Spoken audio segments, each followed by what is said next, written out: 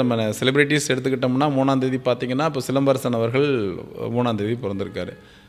3ஆம் தேதி சென்ற ஆண்டை விட இந்த ஆண்டு சிறப்பாக இருக்குமா அப்படின்னா, முதல் 6 மாதங்களில் அவர் கடுமையாக உழைக்க வேண்டியிருக்கும். நிச்சயமாக கடுமையாக உழைக்க வேண்டியிருக்கும். அதுக்கு அடுத்த வருடங்கள் ரொம்ப அவர் எதிர்பார்த்த அளவுக்கு ஒரு ஸ்டார் அந்தஸ்து, ஆல்ரெடி அவர் ஸ்டார் அந்தஸ்து தான் இருக்கார். நடுவில் கொஞ்சம் பிரச்சனைகள் வந்தது எல்லாத்துக்குமே தெரியும்.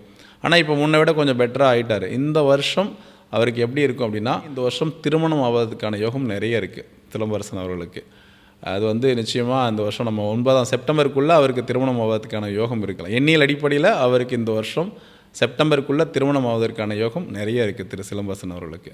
திரைப்படம் சார்ந்த விஷயங்களுக்குன்னு பார்த்தீங்கன்னாலும் இந்த வருஷம் ஆண்டு இறுதி அவருக்கு ரொம்ப நல்லாவே இருக்குது. ஆண்டுடைய முதல் ஒரு 6 மாதங்களில் எப்போதும் போல் அவர் இருக்கிறது தான் சிறப்பு.